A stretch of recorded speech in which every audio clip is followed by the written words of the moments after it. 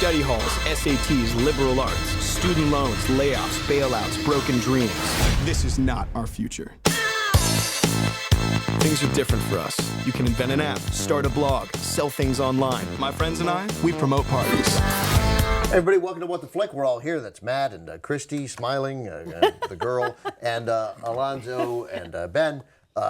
Finally, a movie about the DJs who do EDM music, a term I learned seconds ago. The M is music, so you don't have to music. say. Oh, It's like ATM machine, the PIN number. So you wouldn't say. No, so finally a movie where we learn about the DJs who suffer from ED.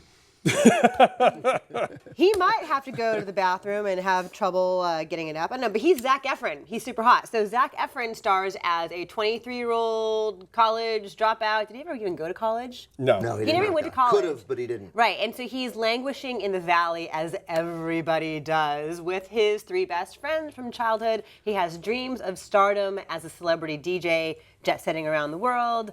And he gets a couple of steps closer to that when he befriends an older, more established DJ played by Wes Bentley and the drunken parties that ensue. Take a look.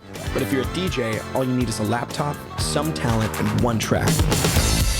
That track is your ticket to everything. That guy right there? See that handsome man right there? He's DJing. I'm DJing. It's just a side room though. Can you play Drunken Love? Absolutely not. We gotta get out of here. Hey, you know, this party's looking a little stiff. So what are you saying? I need to amp it up? I mean, you can try. It's the DJ's job to get the crowd out of their heads and into their bodies. You were good out there. You really know how to work a crowd. Play me something. I'm just gonna skip ahead. You're really talented.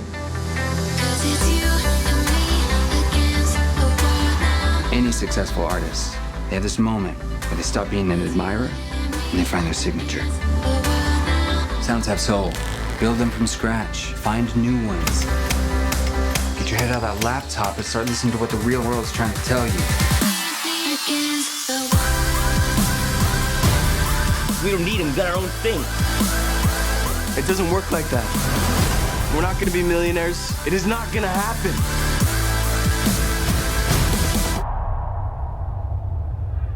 What's up? I'm Cole Carter. Well, Wes Bentley was great. Zac Efron is great. I think you guys all discredit Zac Efron because he's pretty. No, look, I got no beef with Zac Efron. I thought he was hilarious in Neighbors. I think he's done some interesting stuff. I didn't. The Paperboy. He's good at the Paperboy. He does what he can with the Paperboy. I didn't dislike him in this movie. I just didn't feel like it gave him a lot of stretching to do.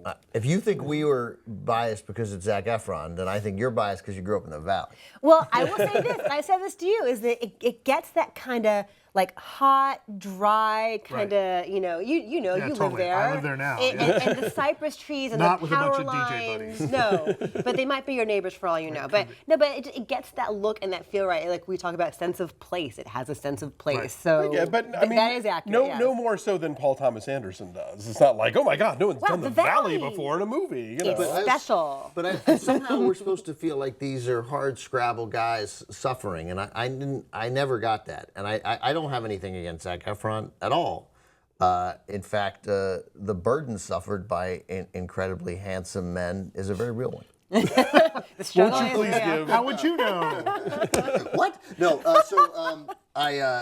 But I thought this was a movie about. It's about. I mean, these are guys are like Entourage light. It's Entourage. Oh, The totally. very Entourage. Complete with Emily Ratajkowski. Right. Complete Yeah. with, Playing with her herself, and with essentially, yeah. and with like the fourth member of the group who actually drives the car is Squirrel instead of Turtle. Yeah. I mean, Yeah, played by the kid from Win Win. but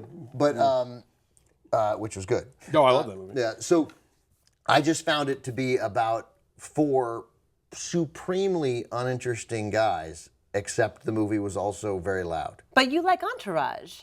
I Those liked- guys are really unlikable. These Right. guys had like youthful That was- yearning. Entourage for a couple of seasons was funny and was a great sort of behind the scenes of the movie show. I mean, ultimately, yeah, those guys became uninteresting, and the movie was ridiculous, and the show, ran out of gas. But these guys were never interesting. Maybe if they had I mean, I'm not eager for the sequel, but maybe if they had 13 episodes to run through. They're not as abhorrent as the characters in Entourage, but they're not particularly interesting. They weren't interesting. This is basically a rags to riches, aspirational, I have dreams story. And those are only interesting if you can at least pretend for a minute that the guy, the handsome Zac Efron is not going to get the dream job and the girl and the moral high ground. But the movie never convinced me that that wasn't just inevitable. That's right. No. It felt like it was just laying down this bed of roses in front of him to walk on. And I very rarely got much sense of conflict or complications or anything. Like where he was living, he's apparently living with one of his friends, right? Yes, With because he has no money. He's Johnny a Weston. struggling with DJ. Johnny Weston's Mason, Johnny Weston's, but we never established like where there's some point a little.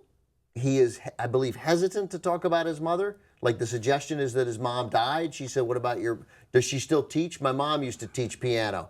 Does she still teach?" And he said something like, Maybe. Right, so he's estranged from his family. He's like out on his own. I don't know. Or I whatever. thought that to me that meant like maybe wherever she is in heaven, she's teaching. No, I figure he's estranged. I figure he's on his own. He has no money. He has no future. But that makes it sound like it's a really dour movie. It's really fun. It has amazing energy to it. The music is so fun. It's edited in a really snappy, fun, lively way. They overdo the thing with the letters on the screen. Yeah, it's a first-time filmmaker. He made a lot of videos for Good magazine. Okay. So yeah, there's a lot of infographics and spelling out what they're saying. which is on the kind screen, of amusing. And for me, that sort of livened things up because the rest of the movie felt so routine. They overdo that though. One thing that they do really well though with that little aesthetic is the beats per minute and how fast the song needs to be to get to certain parts of your body. And Sure. I learned a lot about like 128 beats per minute is That's the where ideal. that's the sweet spot. I like to start them off at about 125 beats per minute. Once you've locked onto their heart rate, you start bringing them up, song by song.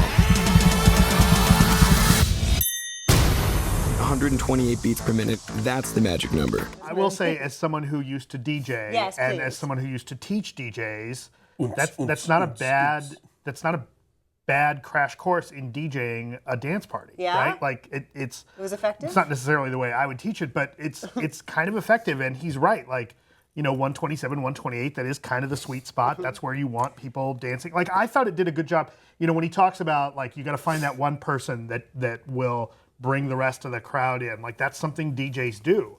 I thought this movie kind of worked in its representation of what he was going through and what he was trying to do artistically. It is a little thin. His character, all four of these guys are every character in this is kind of thinly written.